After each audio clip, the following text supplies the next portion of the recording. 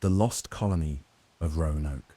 In the sprawling history of the Americas, there is an origin story that ends not with a settlement, but with a lingering silence.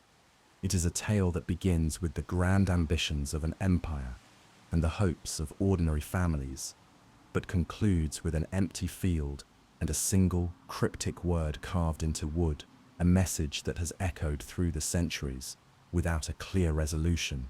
This is the foundational mystery of the United States, the unsettling story of the more than 115 men, women, and children who made up the lost colony of Roanoke. The story begins in the late 16th century, a time of fierce European rivalry, with Queen Elizabeth I's England determined to challenge the dominance of Spain in the New World. Sir Walter Raleigh, a favourite of the Queen, sponsored the expedition, which was a marked departure from previous ventures. Unlike the earlier, failed military outposts, this was a mission of permanence, carrying over 115 colonists, including women and children, with the express purpose of creating a self-sustaining English community. The group was led by Governor John White, a skilled artist whose drawings of the New World would become famous, and a man with a deep personal stake in the colony's success. His own pregnant daughter, Eleanor Dare, was among the colonists. Shortly after their arrival on Roanoke Island, off the coast of modern-day North Carolina, Eleanor gave birth to a daughter, Virginia Dare, the first English child born in the Americas, a powerful symbol of a new future and a new land. But this hopeful beginning was immediately beset by hardship. The colonists arrived too late in the season to plant and harvest enough food to survive the coming winter, and their supplies were dwindling. Furthermore, their relationship with the local Algonquian tribes was fraught with tension and mistrust, a legacy of the aggressive actions of the previous English military expeditions. It became desperately clear that without a major resupply mission, the colony was destined for failure. The colonists implored Governor White to be the one to return to England, to plead their case for supplies and reinforcements. It was an agonizing choice, forcing him to leave his daughter, son-in-law, and his newborn granddaughter in such a precarious position. Before departing, he established a simple but crucial code with the settlers. If they were forced to move, they were to carve the name of their new location into a prominent tree or post. If they left under duress or were in immediate danger, they were to carve a Maltese cross above the name. With this solemn agreement in place, White sailed for England, promising a swift return that fate would conspire to prevent. His arrival in England coincided with a national crisis. The Spanish Armada was preparing to invade, and every available ship was commandeered for the war effort, trapping White in his home country for 3 long, agonizing years. When he was finally able to secure passage and return to Roanoke in August of 1590, he found the island shrouded in an unnerving silence. As his party approached the settlement site, they called out and sang English songs, hoping for a familiar reply, but none came. What they discovered was a scene not of violence, but of orderly and complete abandonment. The houses had been carefully dismantled, the heavy equipment was gone, and the area had been cleared, as if the colonists had methodically packed up their entire world and moved on. There were no skeletons, no signs of a struggle, nothing to suggest a battle or a plague had swept through. The entire community had simply vanished. After a frantic search, White's men found the colonists' final message. Carved deep into a large wooden post of the defensive palisade was a single word, and nearby, the letters COO were carved into another tree. To John White, this was not a mystery, but a message of hope. Croatoan was the name of a nearby island, now Hatteras Island, and the home of the friendly Croatan tribe, allies to the English. Crucially, there was no Maltese cross carved above the word, which, according to their code, signified that the move had been made without distress. White was convinced his family and the other colonists were alive and safe, waiting for him just 50 miles to the south. But his relief was shattered by the forces of nature. A massive storm descended upon the coast, making the short sea journey to Croatoan too dangerous to attempt. With his crew near mutiny, A heartbroken White was forced to abandon the search and sail back to England, never to return.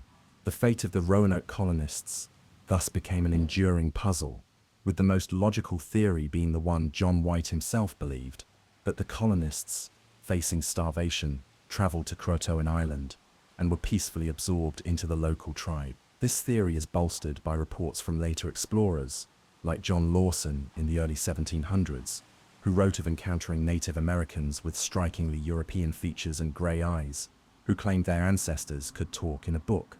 Furthermore, the oral traditions of the modern Lumbee tribe of North Carolina have long held that they are the descendants of a union between the Roanoke colonists and the Croatoan people. Yet, other possibilities cannot be entirely discounted.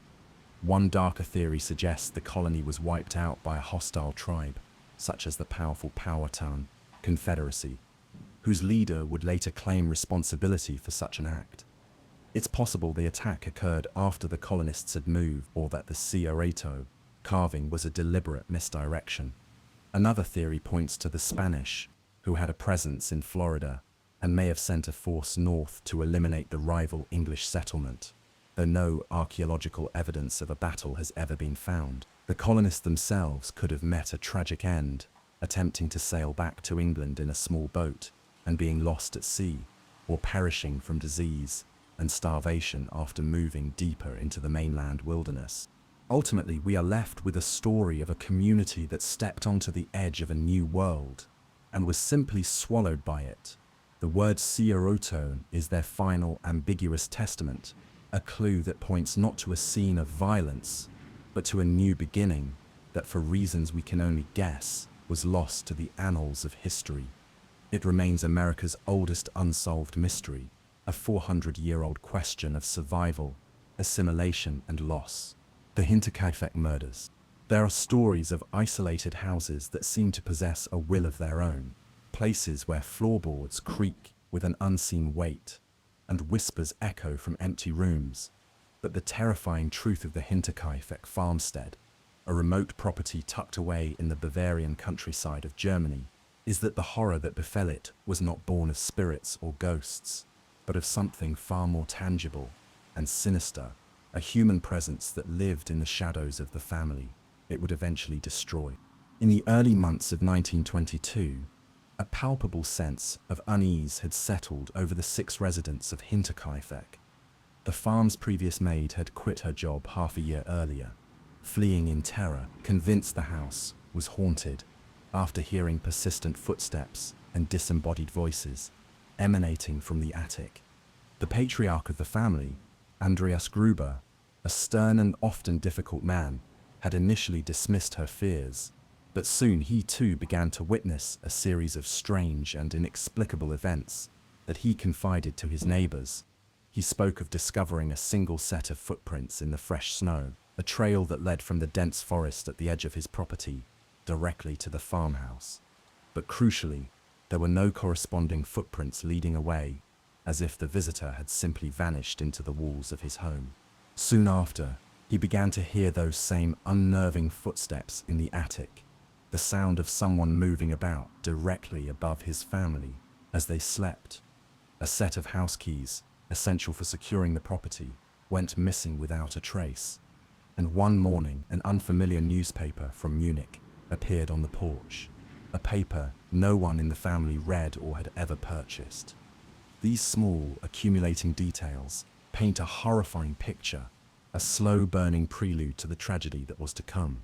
The evidence strongly suggests a single, terrifying conclusion.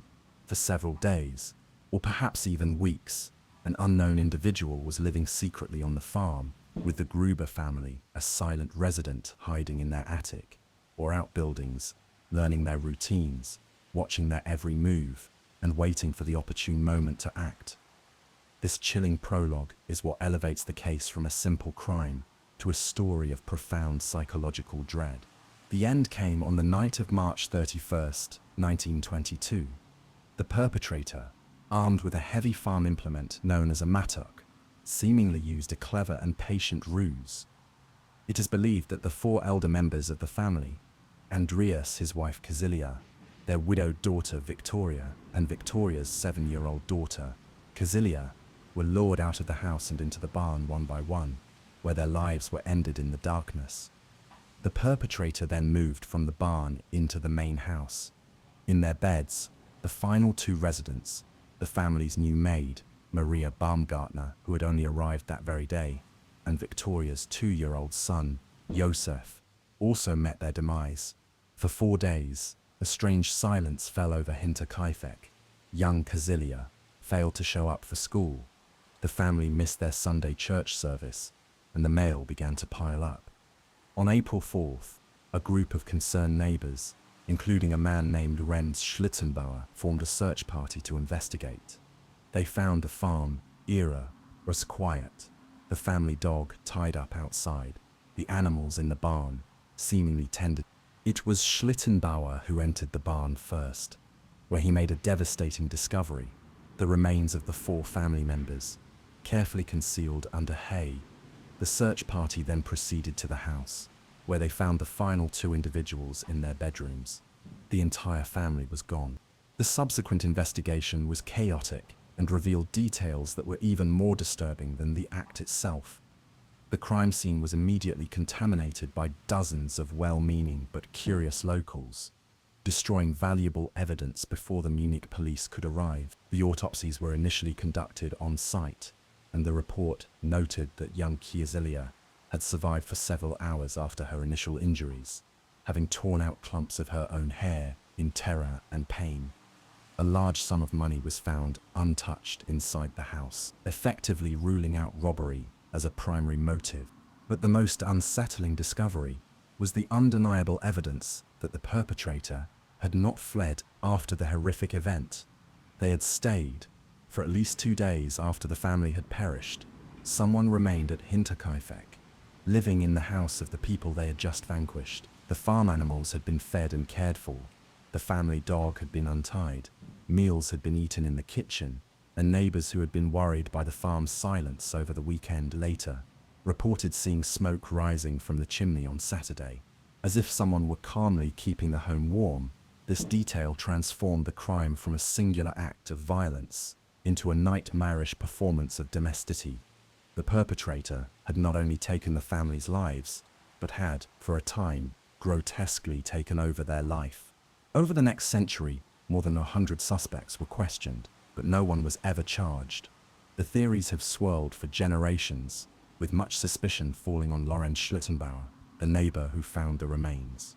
He had a contentious and secret affair with Victoria and was widely believed to be the true father of her son, Josef.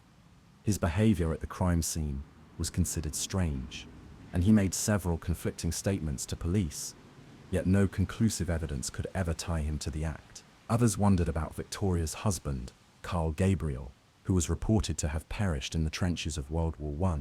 His remains were never definitively identified, leading some to speculate that he had survived the war, returned to find his wife with another man's child, and committed the act out of a jealous rage.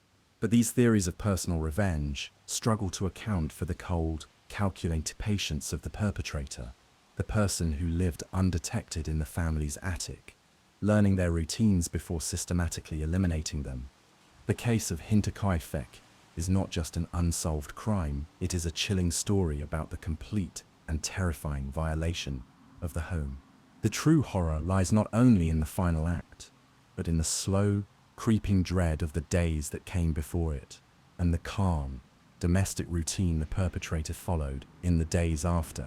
The identity of the person who walked out of the forest and into the lives of the Gruber family remains one of Germany's most profound and disturbing mysteries.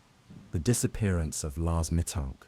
A summer holiday is meant to be an escape from the pressures of everyday life, a time for sun, relaxation, and carefree moments with friends.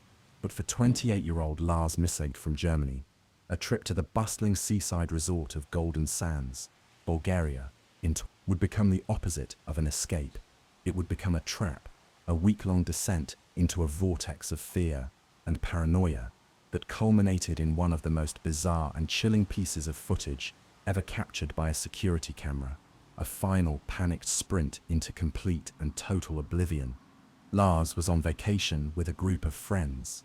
enjoying the vibrant nightlife of the Black Sea coast. The trip took a dark turn following a minor disagreement in a fast food restaurant. Lars, a fan of the German football club Werder Bremen, got into a dispute with another group of German tourists who were fans of a rival club. The argument escalated into a physical altercation, and Lars was struck in the head, leaving him with a painful injury, a ruptured eardrum.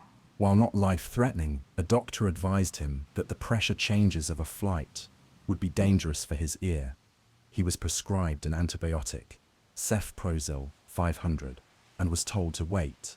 His friends, their vacation over, and their flights booked, had no choice but to fly home without him, leaving Lars injured, alone, and in a foreign country where he did not speak the language. It was in this state of vulnerable isolation that a profound and terrifying paranoia began to consume him. He checked into a cheap hotel near the Varna airport, the Hotel Color. From his room, he made a series of increasingly frantic phone calls to his mother, Sandra Mittank, back in Germany. His voice, usually calm and confident, was reduced to a panicked whisper. He told her that he didn't feel safe, that 4 men were trying to rob him or end his life, and that he had been forced to hide. He begged her to cancel his credit cards and asked her suspiciously about the cefprozil medication the doctor had prescribed. The hotel's own security cameras documented his distress, showing him pacing the lobby anxiously, peering out of windows as if expecting someone, and at one point hiding inside the elevator for no apparent reason. The next morning, July 8th, Lars took a taxi to the Varna airport, seemingly making a rational step towards the safety of home. He spoke to his mother one last time, telling her that they would not allow him to fly and wouldn't let him leave by bus either. He decided to consult with the airport's doctor, perhaps to get a second opinion on his ear or to seek some reassurance. According to the doctor, Lars appeared nervous but was initially calm and coherent. Explaining his situation, the doctor agreed he was safe to fly and that his ordeal would soon be over. What happened next is the core of this baffling mystery, all documented by the silent, unblinking eye of a security camera. As Lars sat in the medical office, another man, dressed in the uniform of an airport construction worker, entered the room. The man's purpose for being there is unknown. He could have simply been a worker, asking for directions. But for reasons we will never understand, the sight of this man sent Lars into a state of absolute, primal terror. He leaped up from his chair, reportedly exclaimed, "I don't want to die here," and bolted from the room, as if his life depended on it. The airport security footage then captures a scene of pure, inexplicable panic. Lars sprints at full speed from the medical office, leaving everything he owns behind. His wallet, his passport, his cell phone, and his backpack. He runs through the main terminal, a blur of motion past stunned travelers and check-in desks, his movements wild and desperate. He does not slow down as he bursts through the main exit into the bright sunlight, continuing his sprint across the exterior road and past the taxi rank. Without breaking stride, he reaches the tall 2.5-meter-high barbed wire fence that surrounds the airport property.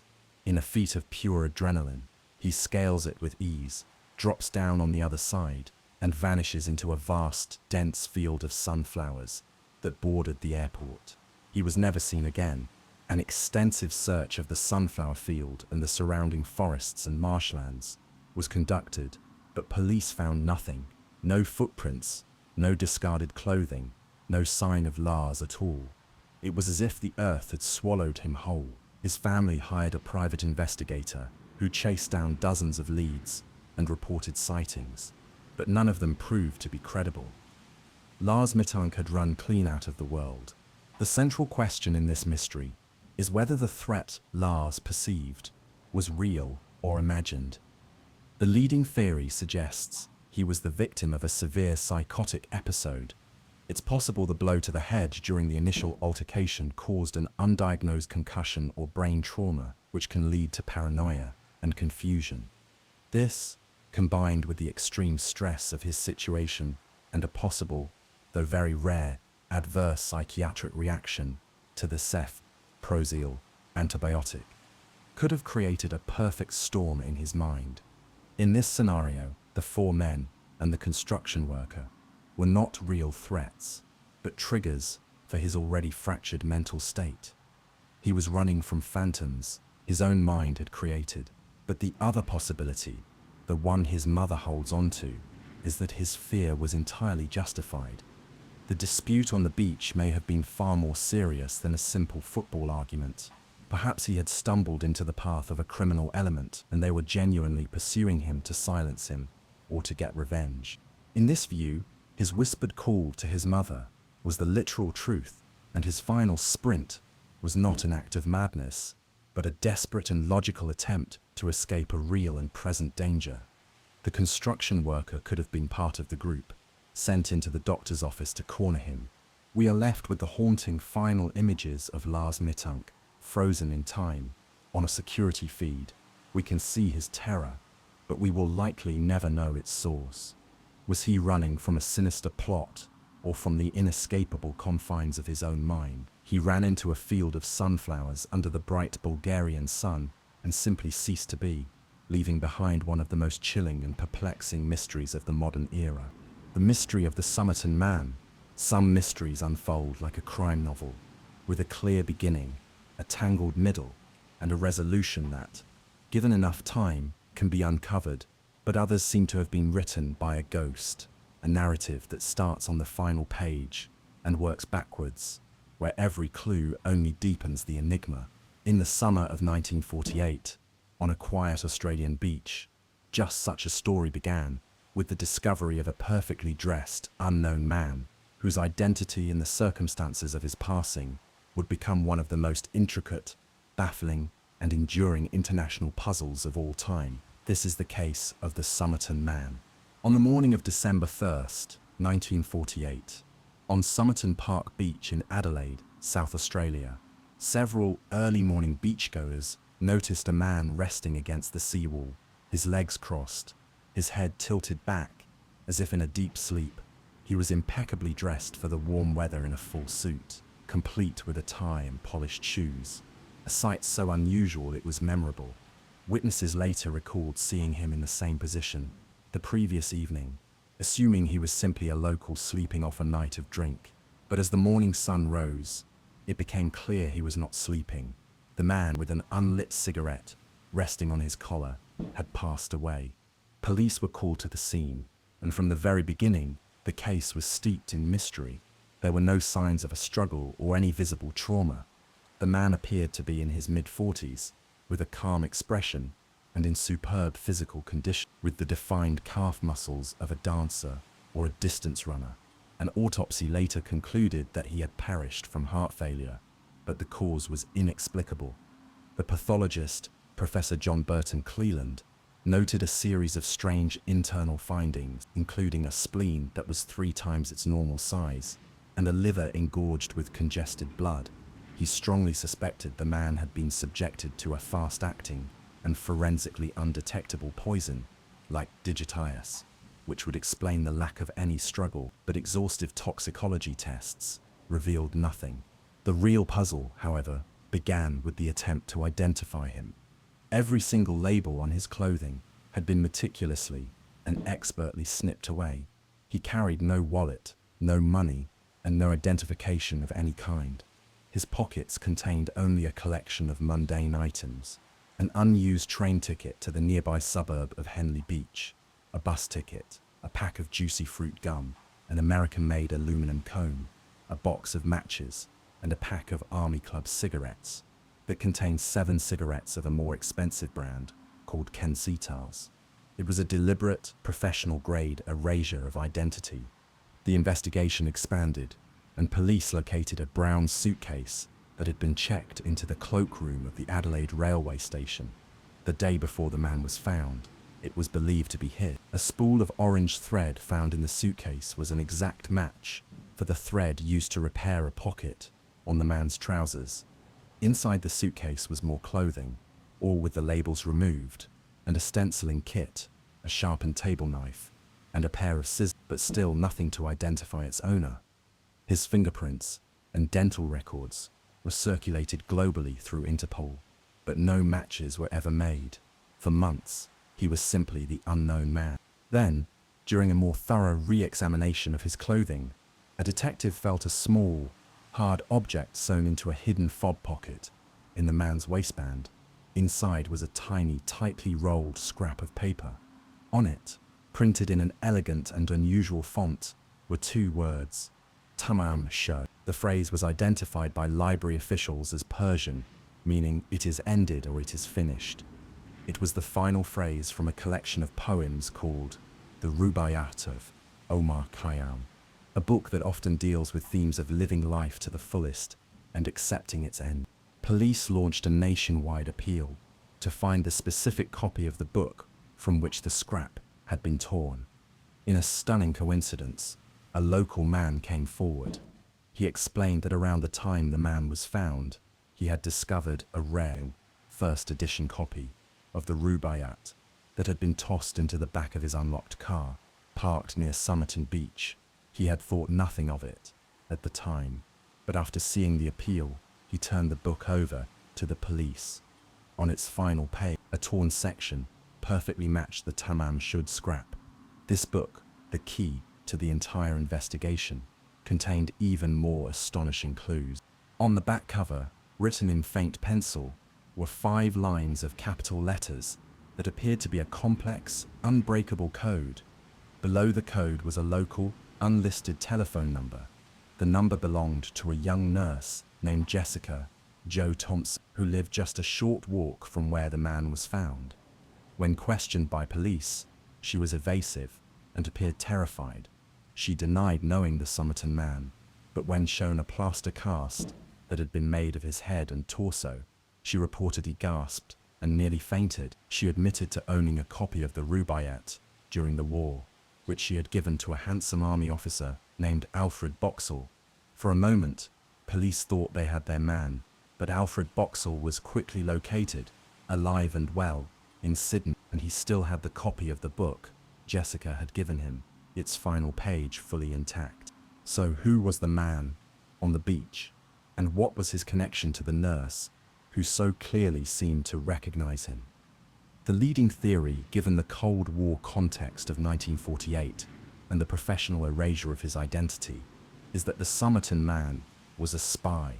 At the time, Australia was home to the top-secret Woomera Range, a joint British and Australian weapons testing facility, and was a hub of intelligence activity. His death, the unbreakable code, the use of a book as a potential signaling device, all fit the clandestine world of espionage. In this scenario, Jessica Thompson was either a fellow agent, a former lover, or someone he was tasked to contact before his mission went fatally wrong. For decades, the mystery remained frozen in time. The code was never broken. Jessica Thompson took her secrets to the grave, and the Somerton man remained nameless.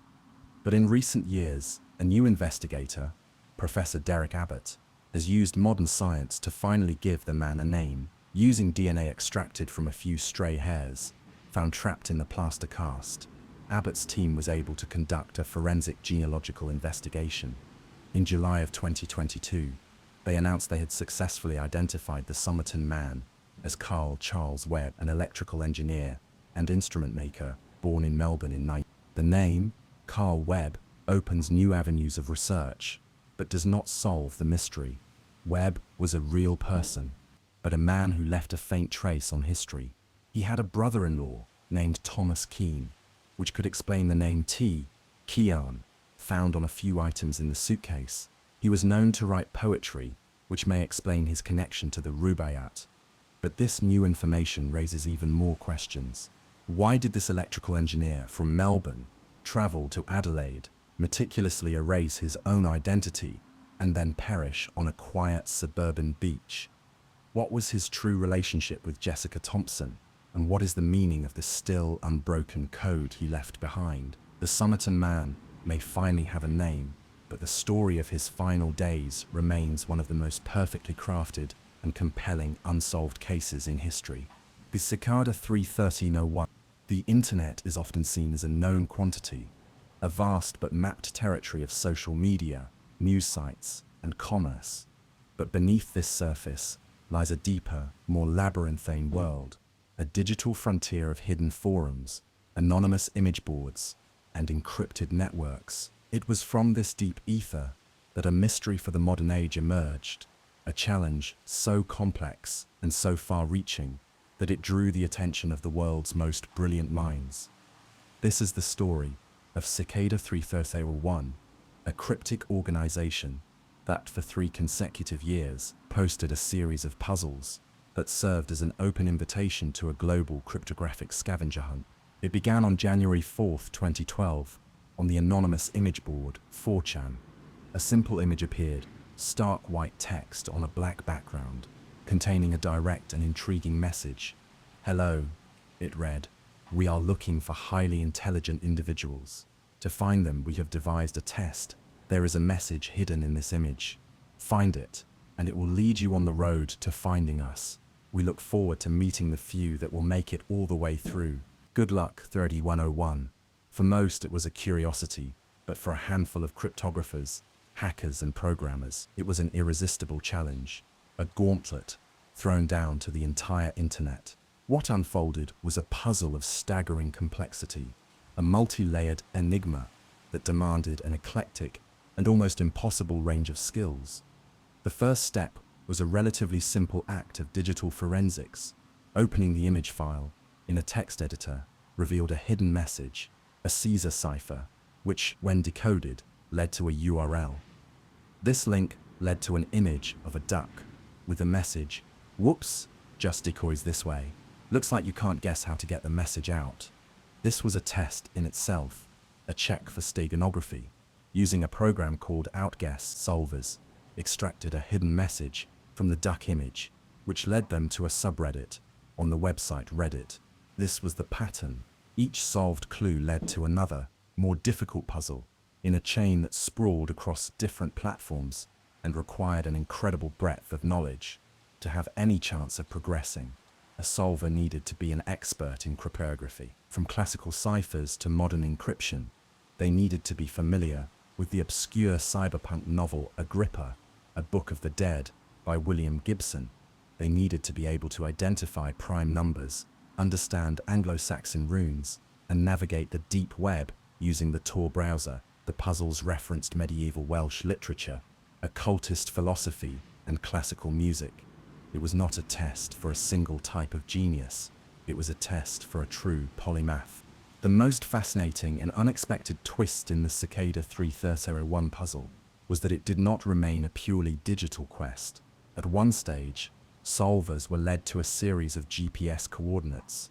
These were not random points on a map, but specific, physical locations in major cities all around the world, from Warsaw, Poland, to Paris, France, from Sydney, Australia, to Seoul, South Korea. Imagine the experience.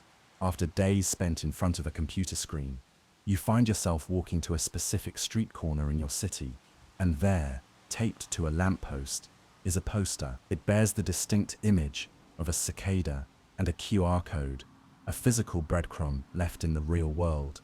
Scanning that code would lead you to the next, even more obscure, part of the puzzle. A new, more difficult puzzle appeared on the same date in 2013, and again in 2014. Each year, only a very small number of individuals or groups managed to solve it completely. So what happened to those who won, according to the few who have spoken about it? The final step of the puzzle led them to a private address on the Tor network. There, they were greeted by the mysterious organization 3301 and asked to answer a series of questions about their personal ideology, their views on censorship, information privacy, and freedom of speech. After this vetting process, the successful solvers were reportedly accepted into the group's inner sanctum, and they were never heard from publicly again. They were sworn to secrecy, and the public-facing side of the puzzle would go silent until the next year. The identity and motive of the group calling itself Cicada 3301 remain a complete mystery. The leading theory is that it is a highly sophisticated recruitment tool for a government intelligence agency, like the NSA or It's a modern version of the cryptic crossword puzzles that British intelligence used to recruit code breakers for Bletchley Park during World War II, a way to identify brilliant, self-motivated minds who operate outside of traditional channels. Another popular theory is that it's the work of a private cyber mercenary group or a black ops think tank recruiting talent for the worlds of corporate espionage or online security. Others believe the goal is more ideological than professional, that Cicada 33001 is a secret society of cryptographic activists, a modern-day cypherpunk group dedicated to advancing data privacy and fighting censorship by creating unbreakable encryption tools. They are not recruiting employees, but new members for their cause. Of course, there is also the possibility that it is all just an elaborate and complex alternate reality game, but the incredible global resources, multi-year consistency, and the complete lack of any final reveal or monetization make this seem unlikely. Most ARGs are designed to promote something, but Cicada promoted nothing but its own mystery. Since 2014, the main puzzles have stopped, a few cryptic clues have surfaced, but the grand test has not been renewed. The Cicada, it seems, has gone dormant, leaving the enigma of its purpose unsolved. Was it a game, a test to find the spies of the future, or an invitation from a secret society working to change the world from the shadows? The answer remains hidden behind the final, unsolved layer of the puzzle, a testament to one of the most complex and far-reaching mysteries ever to emerge from the hidden corners of the internet: the death of Elisa Lam. There are certain locations on Earth that seem to act as magnets for darkness, their very walls saturated with a history of tragedy and human despair. The Cecil Hotel in downtown Los Angeles is one such place. Situated on the edge of the infamous Skid Row, the Cecil has, for nearly a century, been a backdrop for the city's most grim and unsettling stories. It has been the site of numerous unexplained passings, a one-time home to notorious serial perpetrators like Richard Ramirez and Jack Unterweger, and a place where the desperate and the transient have often played out their final tragic acts. In 2013, the hotel would add a new and deeply perplexing chapter to its grim legacy, a mystery that would go viral, captivating and horrifying a global audience.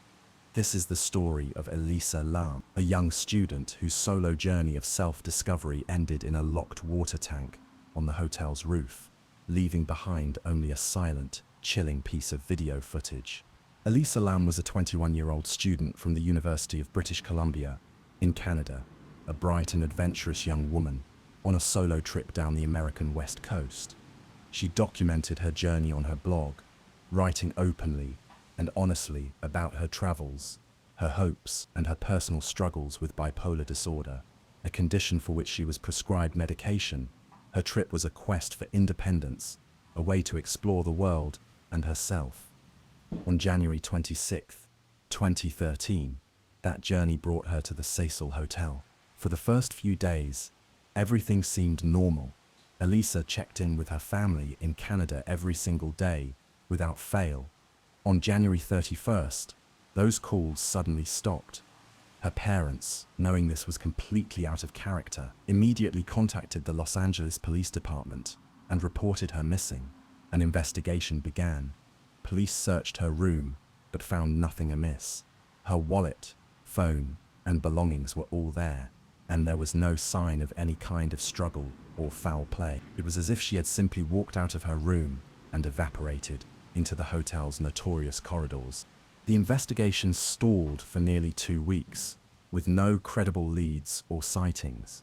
In a desperate attempt to generate information from the public, the LAPD released the last known sighting of Elisa, a 4-minute video clip from a security camera inside one of the hotel's elevators. The footage, grainy and silent, was posted online and immediately went viral, becoming one of the most haunting and analyzed pieces of footage in the history of internet mysteries. The video documents a scene of profound and baffling strangeness. It begins with Elisa entering the elevator alone. She moves to the control panel and presses a series of buttons for multiple floors, then retreats to a corner and waits. But for some unknown reason, the elevator doors do not close. After a few moments of waiting, She cautiously steps forward and peeks her head out into the hallway, looking quickly to her left, then to her right, as if checking for someone or something. She then darts back into the elevator, pressing her body against the wall in the corner as if trying to hide. Still, the doors remain open. She steps out into the hallway again, standing just to the left of the elevator door. It's here that her behavior becomes even more bizarre. She begins making a series of strange, fluid hand gestures, her fingers twisting and her palms pressing together, almost as if she is having a conversation with someone who is just out of the camera's view. After nearly a minute of this strange pantomime, she walks away to the left and disappears from sight. Only then, after she is gone, do the elevator doors finally slide shut. This was the last time anyone ever saw Elisa Lam. The video created a firestorm of speculation, but it did not lead to her discovery. That would come days later, in a much grimmer fashion. Guests at the Cecil Hotel began to complain about the water. They reported low pressure, a dark, blackish color, and a strange, sweet, and unpleasant taste. On the morning of February 19th, a hotel maintenance worker, responding to these complaints, went to the roof to inspect the 4 large water cisterns that supplied the hotel. He took a ladder, climbed to the top of the main tank, and opened the heavy, circular metal lid. It was there, floating in the dark water, that he found Elisa Lam's remains. This discovery, while providing a tragic answer to where she was, opened up a host of new baffling logistical questions. The rooftop was a restricted area, its access doors locked and alarmed, requiring a key or a code that only hotel staff possessed. The 4 water tanks themselves stood on a raised concrete platform and were over 8 feet tall, with no fixed ladder leading to their openings. It would have been a significant physical challenge for a small woman to climb the tank by herself. Even more perplexing was the lid. It was a heavy, solid metal disc that would have been difficult to lift. The maintenance worker who found her noted that the lid was closed when he arrived. It seemed nearly impossible for her to have gotten inside the tank and then closed the heavy lid after herself from within. The official Los Angeles County Coroner's report eventually ruled her passing an accidental drowning, with her bipolar disorder listed as a significant condition. There were no signs of physical trauma or foul play, and toxicology tests showed she had consumed her prescription medications, though it was unclear if she had been taking them properly in the days leading up to her disappearance. The official explanation is a heartbreaking one, that Elisa was likely suffering from a severe manic or psychotic episode. In this state of paranoia and hallucination, she may have believed she was being pursued by a real or imagined threat, which would explain her bizarre behavior in the elevator. Seeking a hiding place, she somehow made her way to the roof, climbed into the water tank to hide, and was then unable to escape, tragically drowning. But for many who have studied the case, this official explanation, while plausible, feels incomplete. It doesn't fully account for the logistical challenges. How did she bypass a locked and alarmed door to the roof? How did she climb the massive tank and lift the heavy lid? And if she did it all herself, how did the lid end up closed? These unanswered questions have fueled an alternative theory that another person was involved, that she was pursued by a real threat, and that her demise was not an accident. Given the Cecil Hotel's dark history, this theory, while lacking any physical evidence, remains a powerful and persistent part of the public's fascination with the case. In the end, we are left with a profound tragedy, one amplified by the chilling, silent film she left behind. The official record points to a heartbreaking accident, born from a mental health crisis, a young woman lost in a state of terror and confusion. Yet, the strange circumstances and that final, haunting video ensure that a shadow of doubt will always linger. The Cecil Hotel continues to hold its secrets, and the final moments of Elisa Lam, frozen in time in that silent elevator, remain a deeply unsettling and unresolved modern enigma. The vanishing of the USS Cyclops.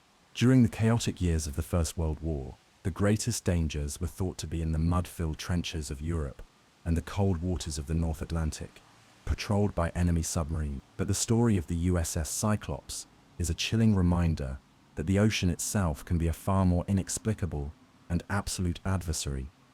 In March of 1918, this colossal American naval vessel, a veritable floating giant, steamed out of port in the Caribbean and sailed into a profound and eternal silence.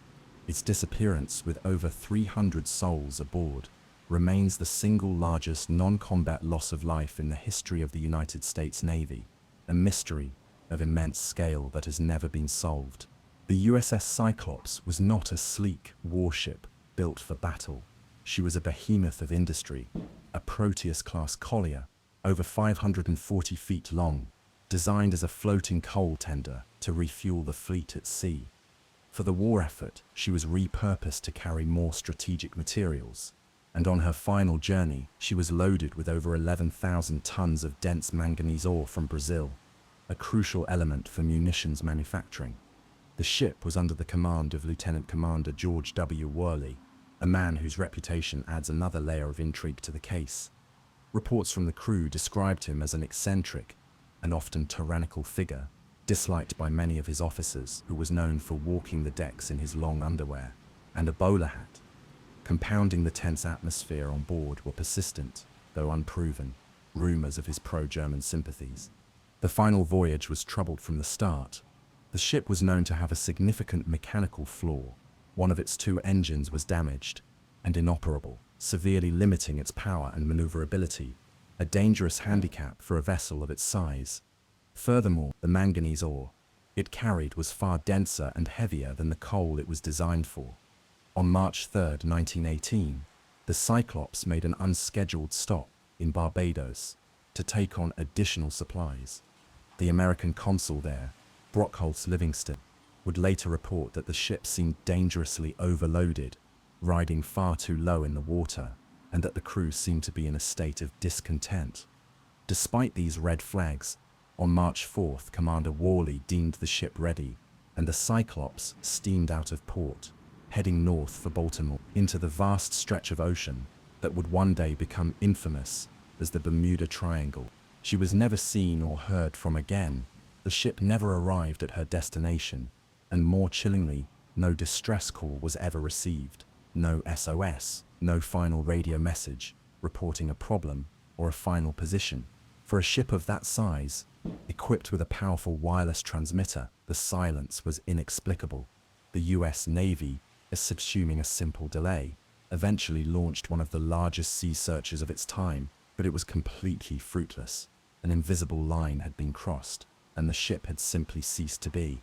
Searchers found no wreckage, no oil slick, no lifeboats, not a single body or piece of debris from a crew of 36 men.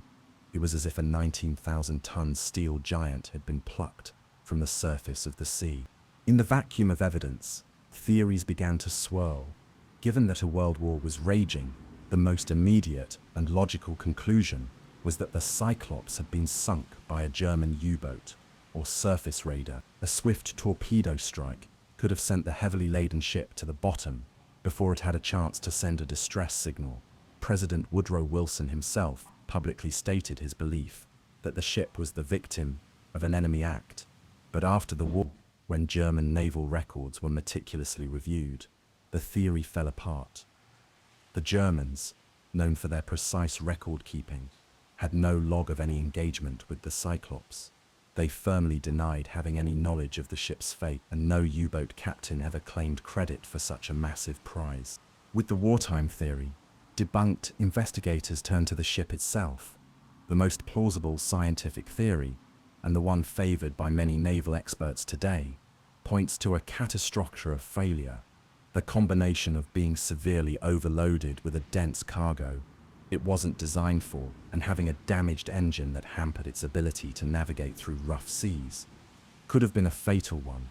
Proponents of this theory believe the Cyclops encountered a powerful storm or a massive rogue wave, a common peril in that region. Under the immense stress, the ship's long hull could have simply snapped in two, sending the vessel and its heavy ore plunging to the bottom in mere moments. This theory is given haunting credibility by the fates of two of the Cyclops' sister ships, the USS Proteus and the USS Nereus. which also vanished without a trace in the same sea lanes, under similar circumstances, while carrying heavy ore during World War II. This pattern strongly suggests a deadly design flaw was the true culprit, a weakness shared by all three unfortunate vessels. Other, more speculative theories have also been considered.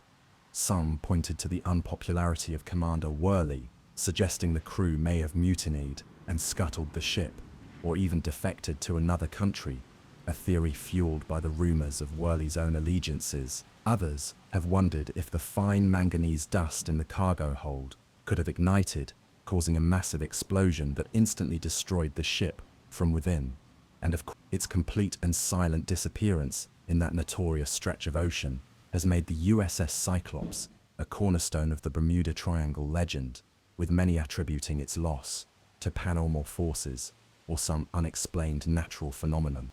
The official US Navy record simply states that the ship is presumed lost at sea, with all hands.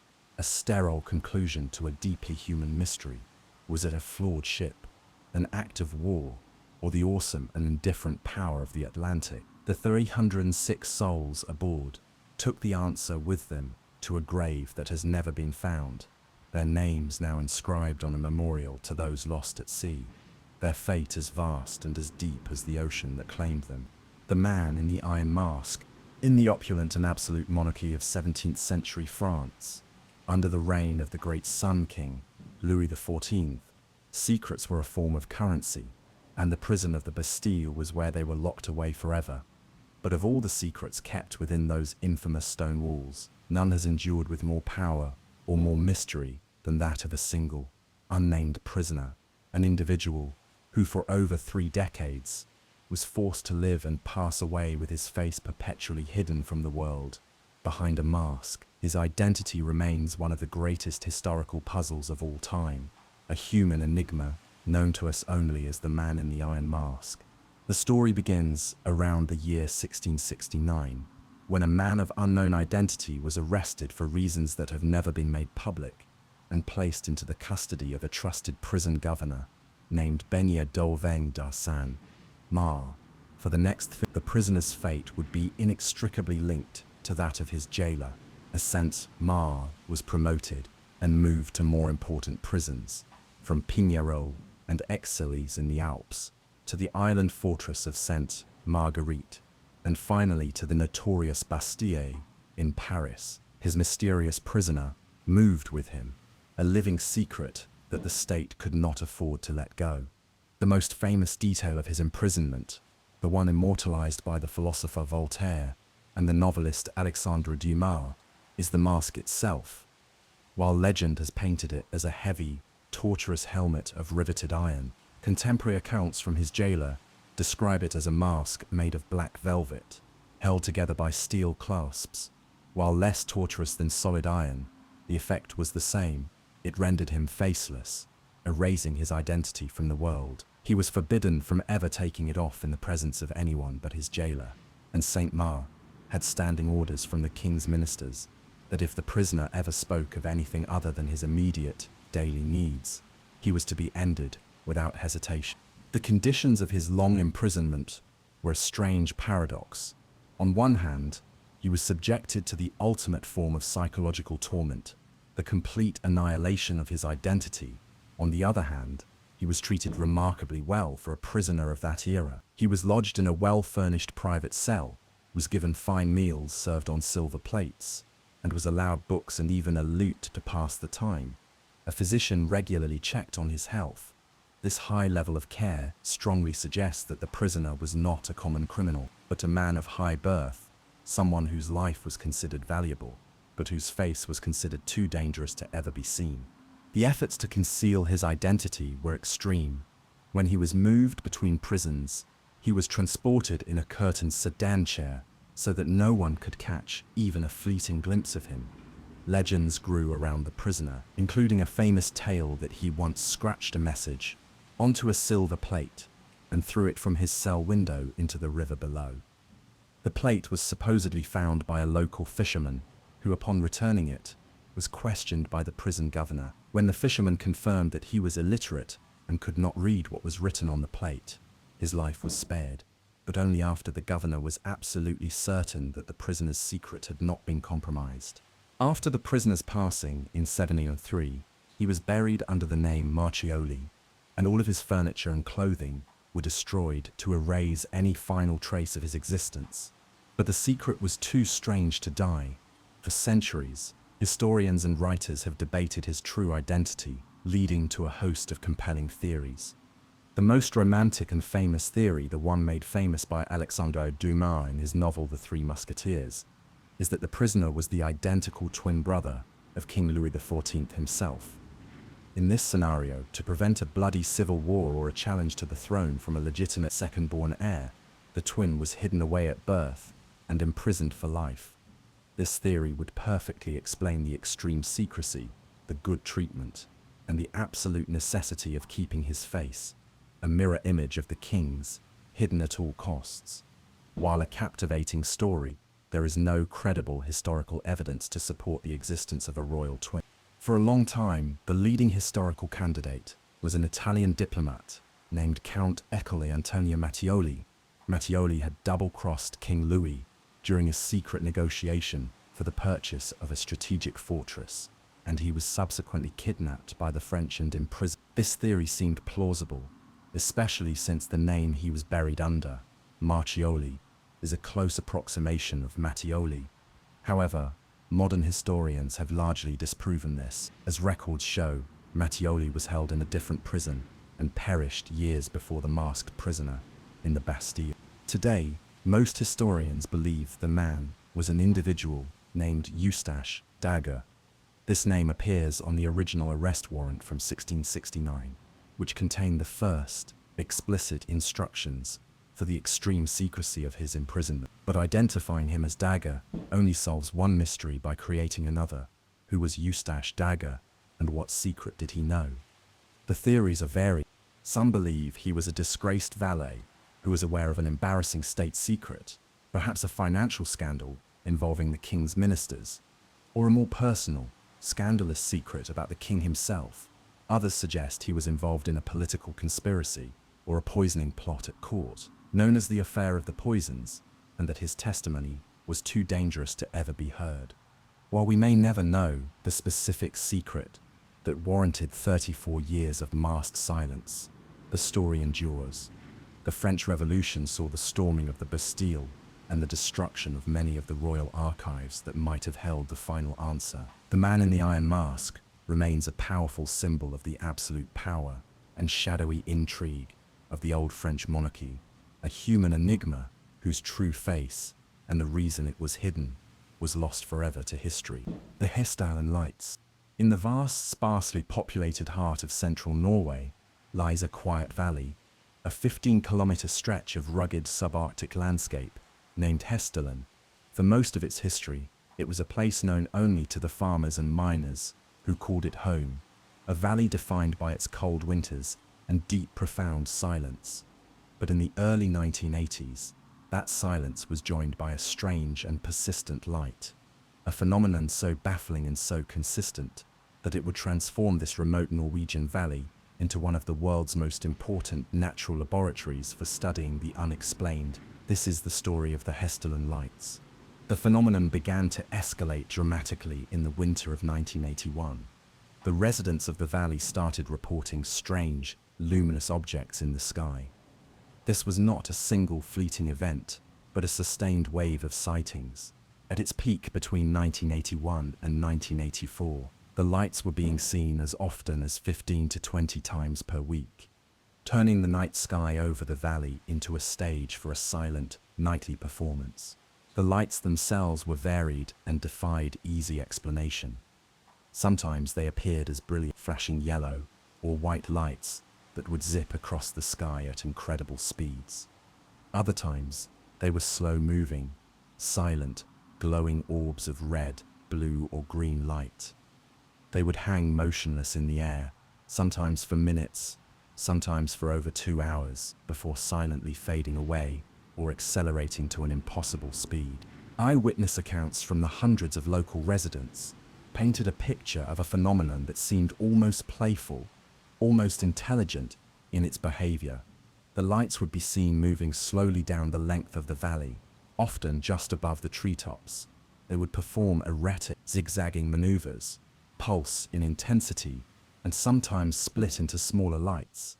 They were observed both day and night, in all weather conditions, and they were completely silent.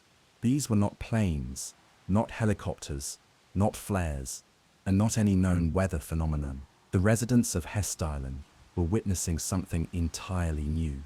What makes the Hest Island mystery so unique is that it did not remain a collection of anecdotal tales. The sheer frequency and consistency of the sightings attracted the attention of the scientific community. In 1983, a group of Norwegian scientists, engineers and students, led by UFO Norway, launched Project Hestalen, the first serious, on-site scientific field study of the phenomenon. They brought with them an arsenal of sophisticated equipment, high-resolution cameras, radar systems, magnetometers, seismographs, and spectrum analyzers. Their goal was not to prove or disprove the existence of alien visitors, but to answer a more fundamental question: were the lights a real, physical phenomenon that could be measured? The project was a resounding success. Over a few weeks of intense fieldwork, the team managed to document the lights more than 50 times.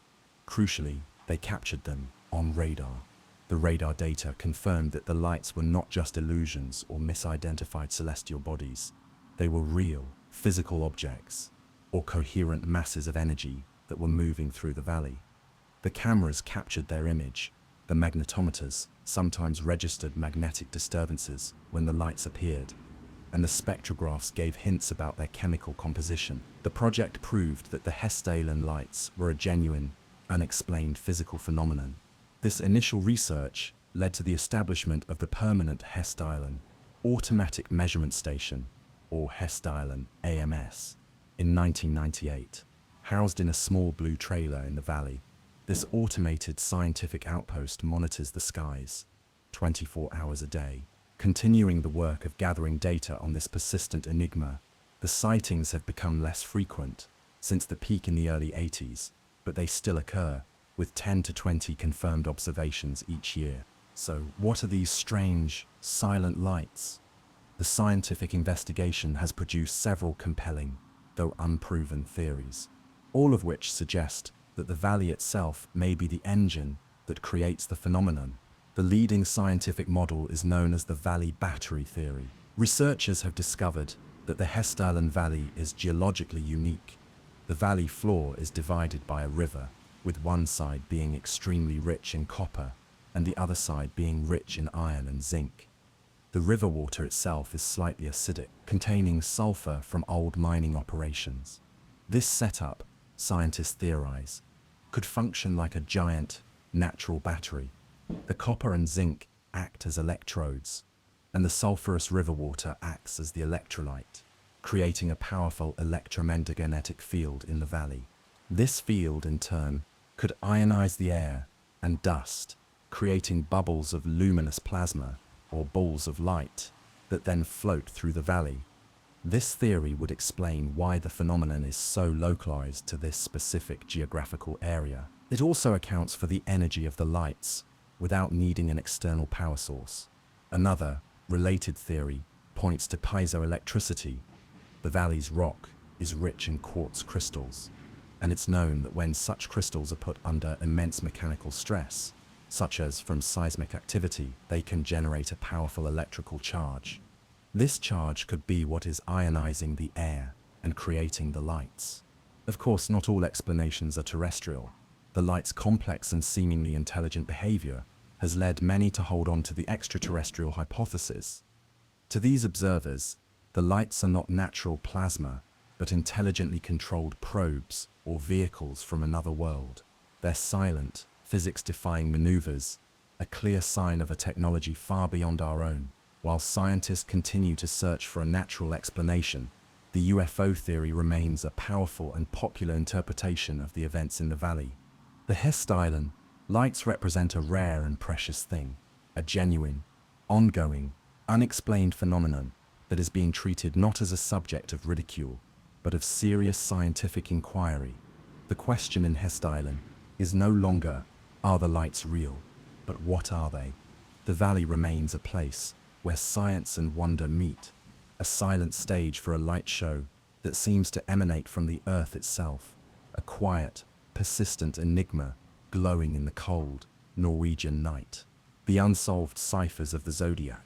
In the history of criminal investigation, few figures have cast a longer or more enigmatic shadow than the individual who called himself the Zodiac. He was not just a perpetrator of violent acts. He was a media-savvy phantom, a puzzle maker who terrorized Northern California, not only through his deeds, but through the mail. He transformed his crimes into a terrifying public game, communicating with the press and the police through a series of taunting letters and complex, cryptic codes. While the physical threat he posed eventually faded, his intellectual challenge has endured for over half a century, and the central mystery of his identity, believed to be hidden within his ciphers, remains one of the greatest unsolved cases of all time. The Zodiac's campaign of fear began in the late 1960s, a time of social upheaval and unrest. A series of violent events took place between December 1968 and October 1969 in the areas surrounding the San Francisco Bay, from Benicia and Vallejo to the serene shores of Lake Berryessa and into the heart of San Francisco itself. The perpetrator's methods were unpredictable, but his targets were often young couples in remote, isolated locations, creating a wave of panic that shattered the region's peace. But what elevated him from a common assailant to a figure of legend was what he did next. He began to write. In August of 1969, 3 major newspapers, including the San Francisco Chronicle, each received a letter from the individual responsible. In these letters, he provided details about the events that only the perpetrator and the police could have known, proving their authenticity. But the letters also contained a demand. Each one included 1/3 of a complex, 408-character cipher. The author demanded that all 3 papers publish his coded message on their front page, or he would go on a rampage. He signed his letters not with a name but with a symbol, a circle with a cross drawn through it, a logo that would become an iconic and chilling calling card. The newspapers complied, and the cipher was thrust into the public eye, turning the entire Bay Area into a community of amateur codebreakers.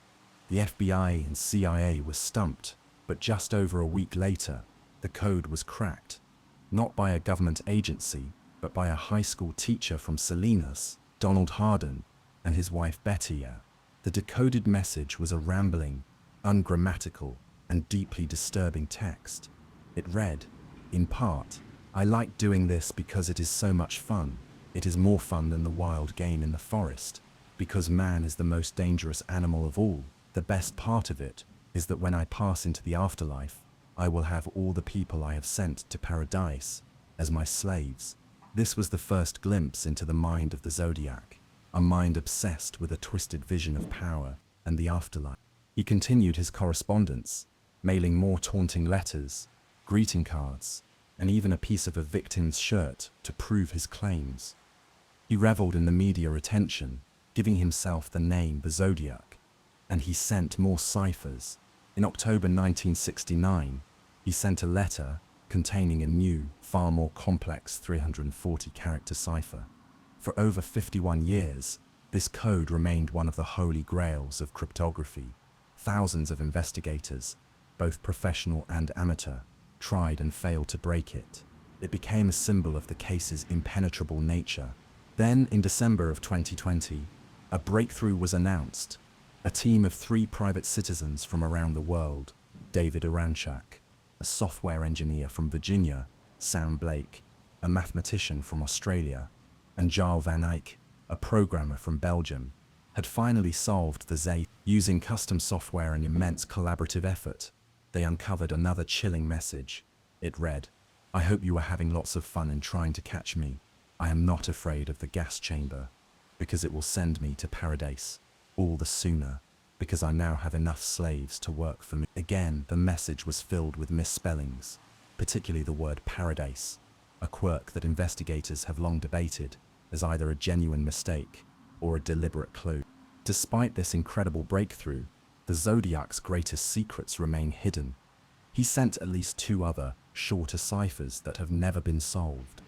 One is a 32-character code, but the most tantalizing is a 13-character cipher sent in a 1970 letter, which was preceded by the chilling words, "My name is."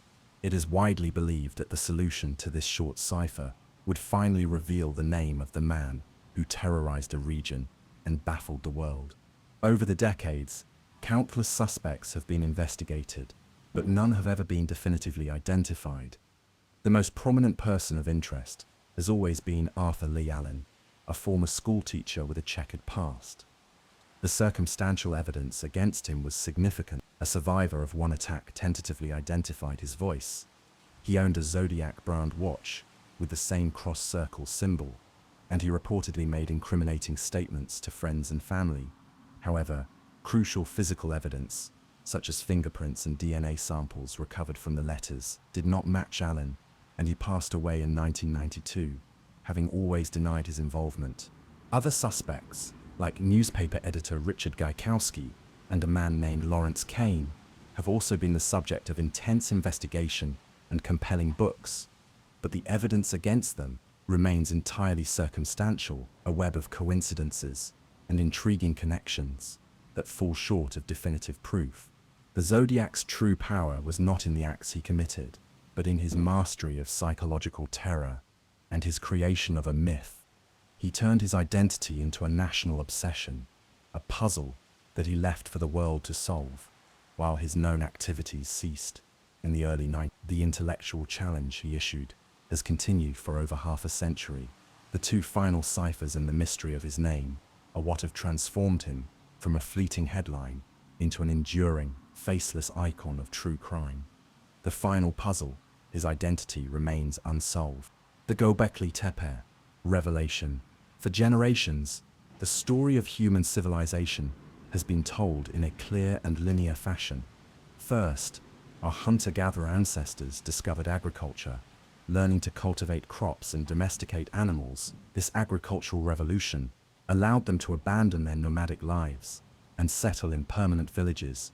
Only then, with a stable food supply and a settled society, did they have the time, the resources and the organization to develop complex religion, art, and monumental architecture. It's a story that has been taught in schools and accepted as fact for decades. But in the rolling hills of southeastern Turkey, a discovery was made that has completely shattered this timeline. A discovery so profound and so ancient that it has forced us to tear up the first chapter of human history and start again. This is the mystery of Göbekli Tepe. For centuries, the hill known to locals as Göbekli Tepe, or Potbelly Hill, was just a gently rounded landmark in an otherwise unremarkable landscape. Farmers had occasionally found odd pieces of carved stone, but the hill was largely assumed to be the site of a medieval cemetery. It was not until 1994, when a German archaeologist named Klaus Schmidt visited the site, that its true secret began to emerge. Schmidt, who had been working at a nearby prehistoric site, immediately recognized that the flint chips littering the ground were not from the Middle Ages, but from the Stone Age. He looked at the massive, partially exposed limestone slabs, not as simple grave markers, but as something far older and far more significant. He realized that this was not a natural hill, it was an artificial mound, built by human hands in the incredibly distant past. What Schmidt and his team have unearthed in the years since is nothing short of revolutionary. Göbekli Tepe is not a village or a settlement. There is no evidence of domestic dwellings, hearths, or long-term habitation. It is, by all accounts, the oldest known temple complex in the entire world, a vast ceremonial center composed of multiple large, circular stone enclosures. At the heart of these enclosures stand the site's most iconic and baffling features: dozens of massive, T-shaped pillars of solid limestone. These pillars are enormous, some standing over 18 feet tall and weighing up to 10 tons, each one carved from a single piece of stone. These are not just crude stone monoliths, they are stylized, anthropomorphic sculptures, clearly meant to represent powerful human-like beings. Faintly carved reliefs on the sides of the pillars depict arms, hands, and loincloths, while the T-shape itself is believed to be a representation of a featureless abstract head. These silent, stone giants are covered in a breathtaking menagerie of intricate animal carvings, executed with a level of artistry and sophistication that is shocking for its age. There are snarling lions, charging bulls, cunning foxes, wild boars, gazelles, and a host of snakes, vultures, and insects, all depicted with a dynamic and symbolic power. The artistry is stunning, but it is the age of Göbekli Tepe that represents a complete paradigm shift in our understanding of the past.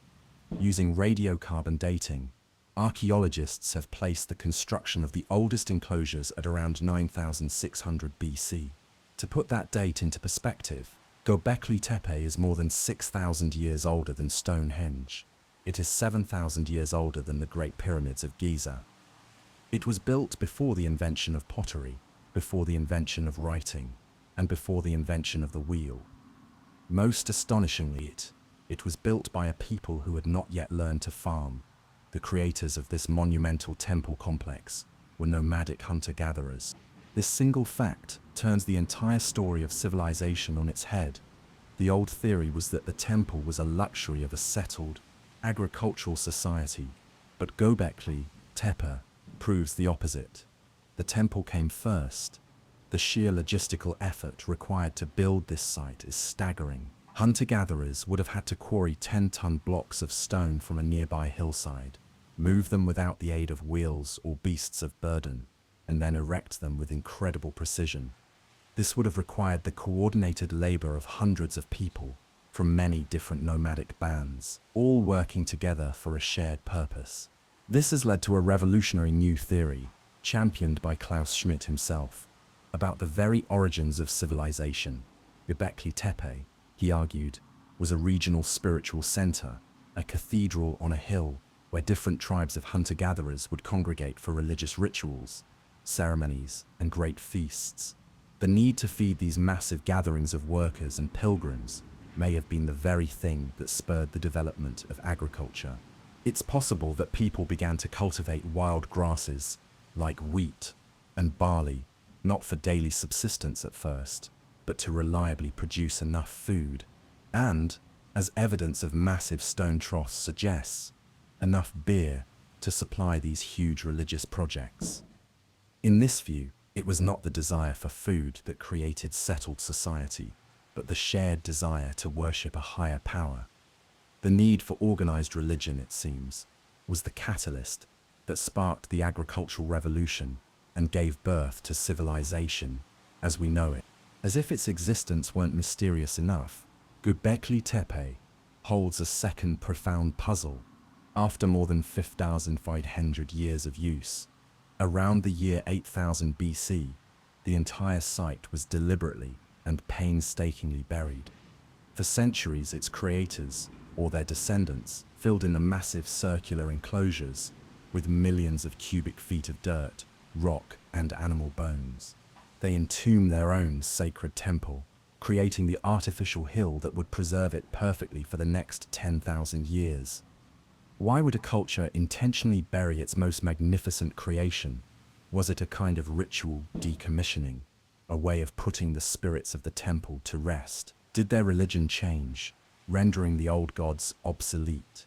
Or were they hiding it from something, preserving it for a future that they would never see? We have no answer. Göbekli Tepe is arguably the most important archaeological discovery of our time. It has fundamentally rewritten the first chapter of the human story, proving that our Stone Age ancestors were far more complex, organized, and spiritually motivated than we ever imagined. It is a message from the very dawn of civilization, a testament to the moment when human beings first decided to reshape the world, not just for shelter, but for faith, leaving behind a magnificent stone puzzle that we are only just beginning to understand. The Patterson-Gimlin film. In the vast wilderness of North American folklore, few figures loom as large as the Sasquatch, or Bigfoot, a legendary, ape-like creature said to roam the deep forests of the Pacific Northwest. For centuries, the evidence for its existence has been fleeting and anecdotal, a collection of massive, unidentifiable footprints, shaky eyewitness accounts, and blurry photographs. But in 1967, two men riding on horseback through a remote California forest captured something different, something that would become the single most debated and scrutinized piece of evidence in the history of cryptozoology. This is the story of the Patterson-Gimlin film, less than 60 seconds of silent, shaky footage that is either the first definitive proof of a new species of primate or the most successful and enduring hoax of all time. The story begins on October 20th, 1967, in the Six Rivers National Forest, near a place called Bluff Creek, a region that had been a hotspot for Bigfoot sightings and tracked discoveries for years. Roger Patterson, a former rodeo rider and Bigfoot enthusiast, was the driving force behind the expedition. Deeply in debt, but passionate about his quest, he was determined to capture the creature on film for a documentary he hoped to make. With him was his friend and fellow outdoorsman, Bob Gimlin, a more skeptical but skilled tracker who had been persuaded to come along for the adventure.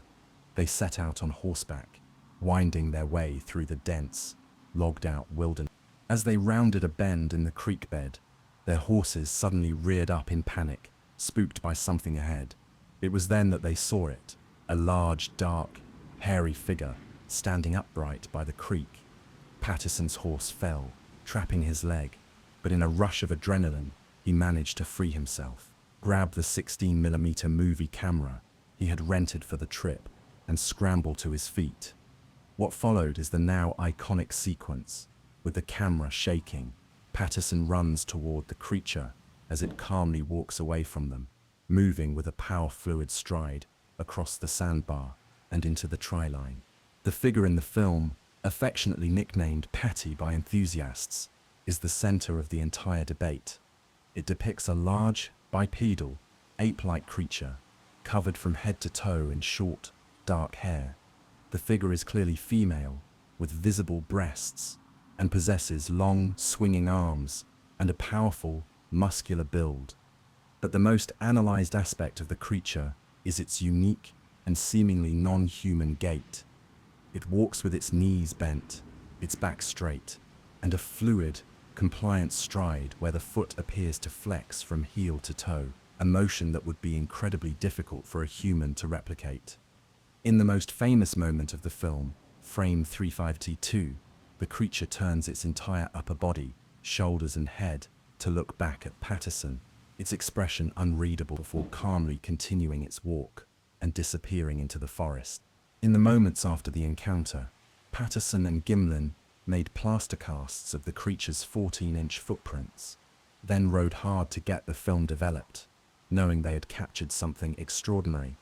They were met with a firestorm of public interest, but also with immediate and intense ridicule. From the moment it was shown, the film has been locked in a state of perfect ambiguity, a 59-second battle between believers who see it as undeniable proof and skeptics who see it as a clever and opportunistic prank. The case for the film's authenticity rests on several key points. Many biomechanics and anatomy experts who have studied the footage argue that the figure's walk is genuinely non-human. The compliant gait, the visible muscle flexion under the fur, and the creature's proportions are all inconsistent with a human being, simply walking in a costume.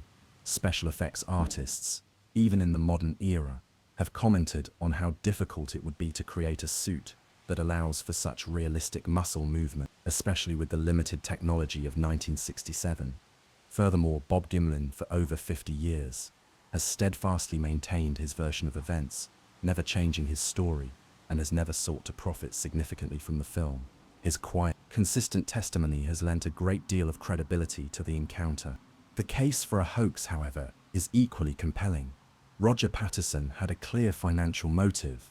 He was deeply in debt and was actively trying to fund a documentary about Bigfoot, leading many to believe he staged the event to make money. This theory is bolstered by the claims of two key individuals. In the late 1990s, a costume maker named Philip Morris claimed he had sold Patterson a gorilla suit that was used in the film, and a Washington man named Bob Hieronymus later came forward, claiming that it was him inside that suit, that Patterson had paid him $1,000 to walk across the creek bed for the camera. However, these confessions are not without their own problems. Neither Morris nor Hieronymus has ever been able to produce the original suit as definitive proof, and their stories have contained inconsistencies over the years. Believers argue they are opportunists seeking fame, while skeptics see them as the final, logical piece of the puzzle. The debate rages on, a labyrinth of expert testimony, conflicting claims, and minute frame-by-frame analysis of the grainy 16mm footage. Ultimately, the Patterson-Gimlin film remains the Mona Lisa of cryptozoology, a single, iconic image that has been analyzed to death, but has never fully given up its secret. No one has ever definitively proven it to be a hoax, and no one has ever definitively proven it to be real. It occupies a unique space between fact and folklore, a piece of evidence that is both tantalizingly convincing and frustratingly inconclusive. Was it the moment humanity filmed a living myth, or the moment two cowboys from Yakima pulled off the most ingenious and enduring prank of the 20th century? The film continues to play, and the creature continues to walk, its backward glance a silent, 50-year-old question aimed directly at us. The disappearance of Amelia Earhart. In the golden age of aviation, a time when pilots were modern-day explorers charting new frontiers in the sky, no star shone brighter than Amelia Earhart. She was more than just a pilot. She was a global icon, a symbol of adventure, courage, and the boundless possibilities of the modern woman. Her daring flights captured the world's imagination, but it would be her final, unfinished flight that would cement her legacy forever, transforming her from a living hero into the subject of one of the most famous and enduring mysteries of the 20th century. In 1937, Earhart set out to achieve her ultimate ambition, to be the first woman to circumnavigate the globe. For this monumental task, she had a state-of-the-art, twin-engine aircraft, a Lockheed Model 10E Electra, which she called her flying laboratory. By her side was Fred Noonan, a highly experienced, but reportedly hard-drinking master of celestial navigation. Their destination was the entire world, a grueling 29,000-mile journey to be completed in a series of daring legs. The journey began with a westward flight from California, but ended almost immediately in a disastrous crash on takeoff in Hawaii, severely damaging the Electra. Undeterred, Earhart had the plane meticulously rebuilt, and a few months later began again, this time flying eastward. For over a month, the flight was a stunning success. Earhart and Noonan hopped from continent to continent, smashing records and being greeted by adoring crowds at every stop. By late June, they had completed over 22,000 miles of the journey, arriving in Lae, New Guinea, tired but triumphant. Only one great obstacle remained: the vast, empty expanse of the Pacific Ocean. On the morning of July 2nd, 1937, Earhart and Noonan took off from Lae for the longest and most perilous leg of their entire journey, a 2,005 to 56-mile flight over open water to a destination that was a mere speck in the world's largest ocean, Howland Island, a tiny flat coral atoll just 2 miles long and half a mile wide. To find it after a full day of flying over a featureless blue sea would be an incredible feat of navigation. To miss it would mean almost certain doom. Waiting for them near the island was a U.S. Coast Guard cutter, the Itasca, its crew tasked with acting as a radio beacon to guide the Electra in for a safe landing. As the flight progressed, a series of frustrating and ultimately fatal communication breakdowns began.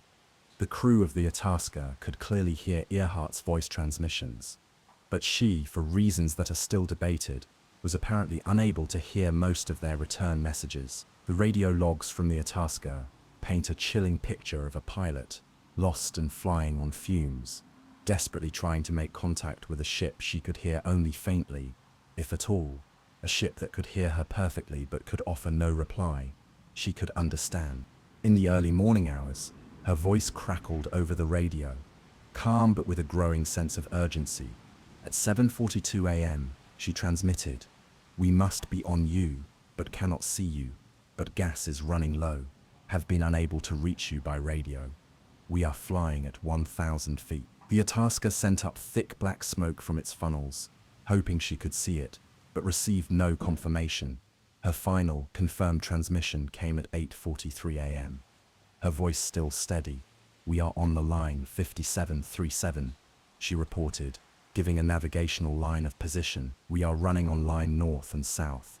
After that, there was only silence. An immense search and rescue operation was immediately launched, the largest and most expensive in American history at the time. For weeks, the US Navy and Coast Guard scoured over 250,000 square miles of the Pacific Ocean, but they found nothing. No wreckage, no oil slick, no trace of the Electra or its two famed aviators. The official conclusion was that the plane had run out of fuel, missed Howland Island, and sank without a trace in the deep ocean. For decades, this crash and sink theory has remained the official and most widely accepted explanation. It's a simple and tragic end to a story of overextended ambition. But for many investigators, it feels too simple, and two major alternative theories have persisted. The most compelling of these is the Gardner Island hypothesis, championed by the International Group for Historic Aircraft Recovery, or TIHAR. This theory posits that Earhart and Noonan, realizing they had missed Howland, used their remaining fuel to fly south along their last known navigational line to another small, uninhabited atoll, then called Gardner Island, now known as Nikumaroro. According to this theory, they successfully landed the Electra on a flat coral reef at low tide and survived for a time as castaways. The evidence for this is tantalizing. In the week following their disappearance, dozens of credible post-loss radio signals were picked up by amateur radio operators across the Pacific. Messages that were dismissed at the time, but which TIHAR believes were distress calls from Earhart, sent from the plane's radio after she had landed. Furthermore, archaeological expeditions to the remote and barren island of Nikumaroro have uncovered a number of fascinating artifacts, including the remains of a 1930s-era American woman's shoe, a sextant box of a type used by Noonan, pieces of plexiglass matching the Electra's windows, and the partial skeletal remains of a castaway, which were unfortunately lost, but whose measurements were consistent with a woman of Earhart's height and ethnic background. A third, more conspiratorial theory suggests that Earhart and Noonan were on a secret spying mission for the US government, using their world flight as a cover to photograph Japanese military installations in the Pacific. In this scenario, they were forced down, captured by the Japanese military, and eventually perished in custody on the island of Saipan. This theory is fueled by unconfirmed eyewitness accounts from locals on Saipan and a deep-seated belief that the US government has concealed the true nature of her final flight, but it lacks any hard, verifiable evidence. In the end, Amelia Earhart's legacy is a dual one. She is forever remembered as a trailblazing icon of aviation, a woman who broke barriers and inspired millions with her courage and adventurous spirit. But she is also the subject of an enduring and profound mystery, a final, unfinished flight into legend. Did she and Fred Noonan simply vanish into the deep blue sea, their plane lost forever in the crushing depths of the Pacific? Or did they fight for survival as castaways on a deserted island, sending out desperate radio calls that no one answered? The search continues to this day, a testament to the powerful hold her story has on our imagination. The enigma of spontaneous human combustion. Fire is one of the fundamental forces of nature, a process of rapid oxidation we believe we understand. It requires fuel, it requires oxygen, and it requires a source of ignition. But for centuries, a dark and controversial chapter in the annals of the unexplained has challenged this basic understanding. It is a phenomenon known as spontaneous human combustion, or SHC, a terrifying and seemingly impossible event in which a human being is said to erupt in flames from an internal source, leaving behind little more than a pile of ash. For many, it is the stuff of horror novels, but a collection of baffling and well-documented case files suggests that, whatever the cause, something incredibly strange is happening. One of the most famous and perplexing cases occurred on the evening of July 1st, 1951, in St. Petersburg, Florida. A 67-year-old widow named Mary Reza was last seen alive by her son, sitting in her favorite easy chair, wearing a rayon nightgown and smoking a cigarette. The next morning, her landlady arrived to deliver a telegram, and upon touching the apartment doorknob, found it was alarmingly hot to the touch. Fearing a fire, she called for help, and when the door was forced open, they were met not with a raging inferno, but with a scene of quiet, localized, and inexplicable devastation. The apartment itself was almost completely undamaged. A stack of newspapers sitting just feet from the easy chair was untouched. The paint on the nearby walls was not blistered, and the linens on the bed were clean and white. But the chair and the woman who had been sitting in it were almost entirely gone.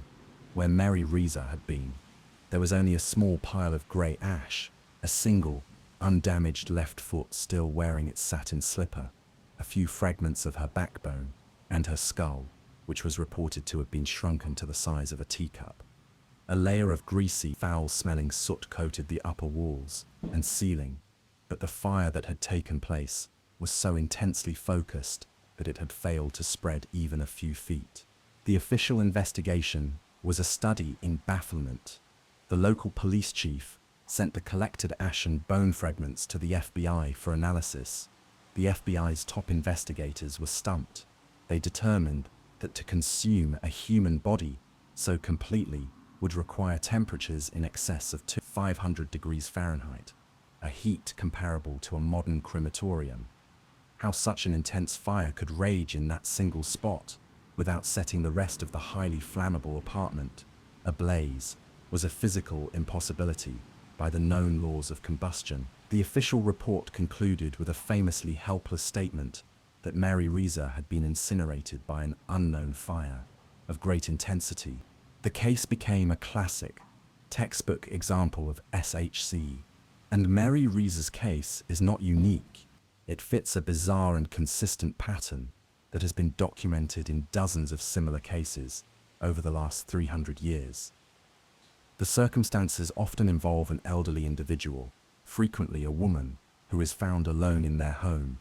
The individual's torso is almost completely reduced to ash, while the extremities, like the hands, feet, or lower legs, are often left strangely intact. And most critically, the intense heat that consumes the individual causes almost no damage to the immediate surroundings. This incredible localization of the fire is the central enigma of the phenomenon. So what could possibly cause such an event? For centuries, the explanations were supernatural or moralistic, but modern science has proposed a compelling, if grim, explanation that does not require rewriting the laws of physics. This is the Wick effect theory, and it posits that there is no spontaneous combustion, but rather a rare and unusual type of contained fire, where the human body itself becomes the fuel source. The theory works like this.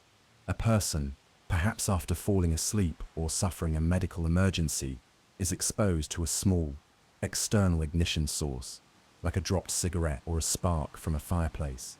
This small flame ignites the person's clothing, which then acts as a wick. The heat from the burning clothes is intense enough to breach the skin and begin to melt the subcutaneous body fat underneath.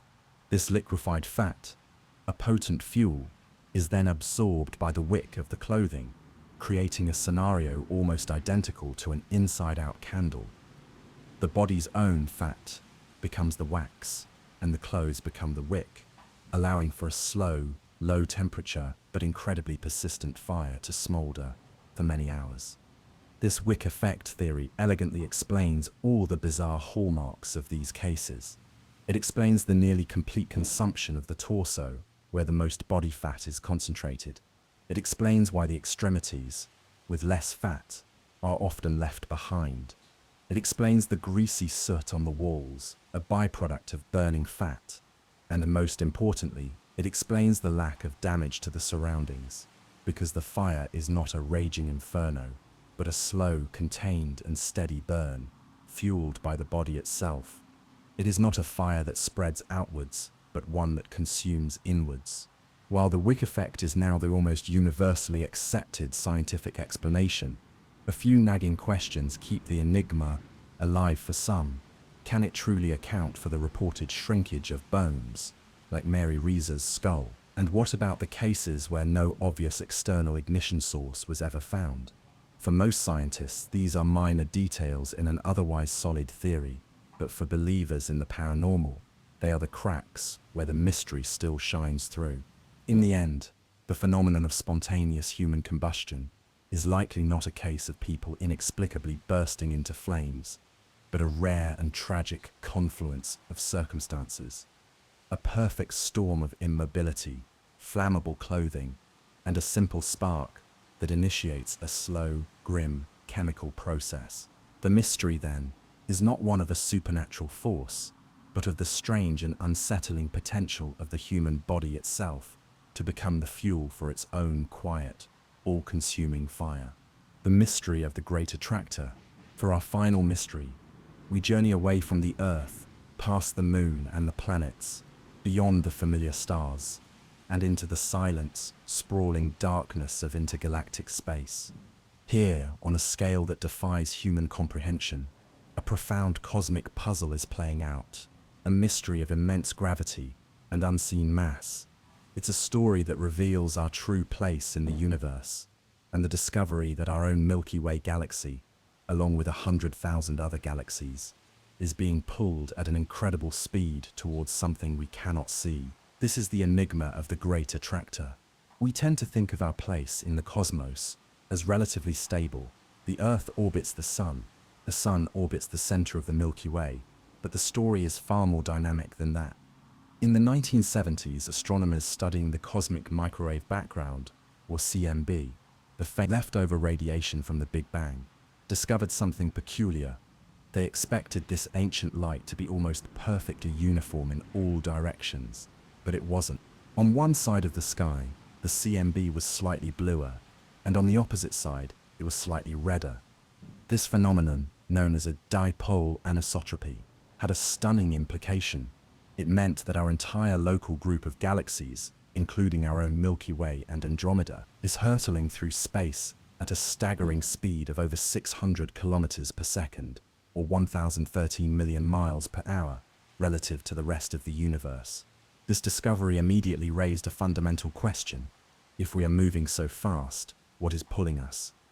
The universe is expanding, and on the largest scales, galaxies should be moving away from each other.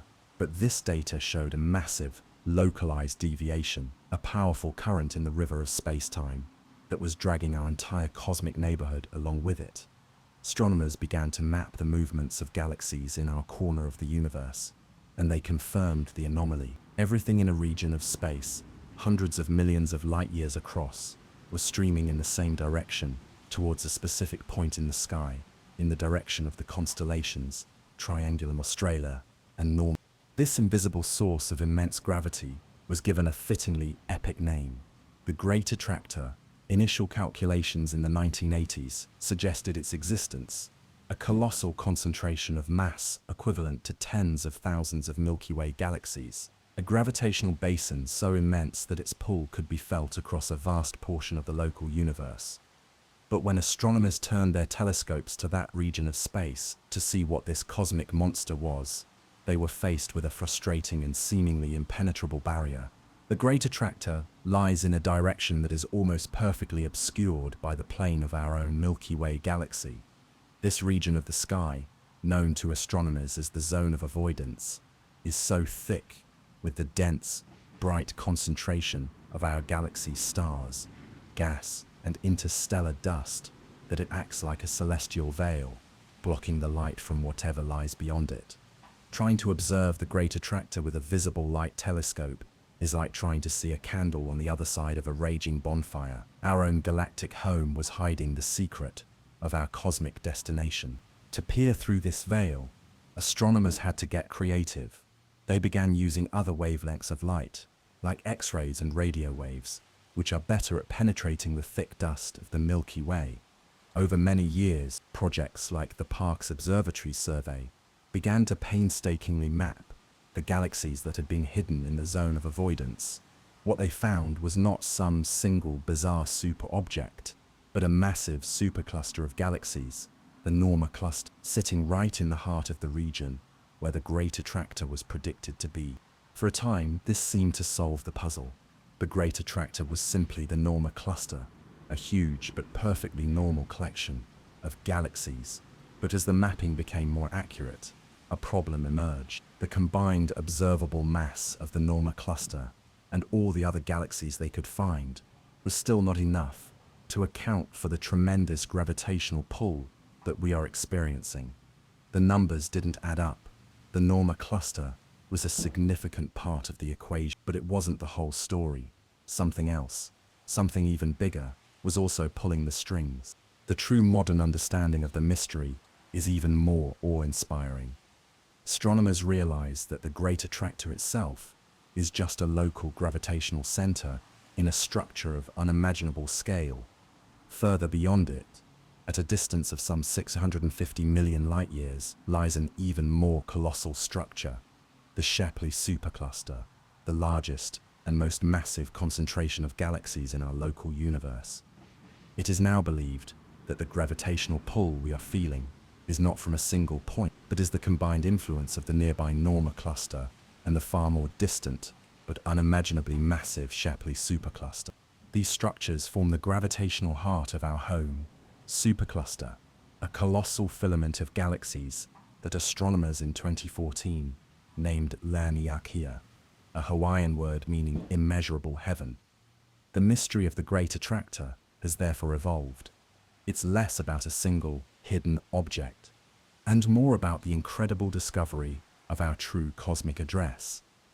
We live in the Milky Way, which is part of the local group, which is on the outskirts of the Virgo supercluster, all of which is just one small filament in the incomprehensibly vast Laniakea supercluster. And the entire structure, our entire cosmic home, is flowing together towards this great basin of gravity, a journey that will take longer than the current age of the universe to complete. The enigma remains, but it has shifted from what is pulling us to an appreciation for the sheer, mind-bending scale of the cosmic web that governs our galaxy's ultimate fate. It is a reminder that even as we map the stars, there are forces at play on a scale so grand that they remain shrouded in the dust of our own galactic home, a silent, gravitational tide pulling us towards a future we can only begin to comprehend. Thank you for watching.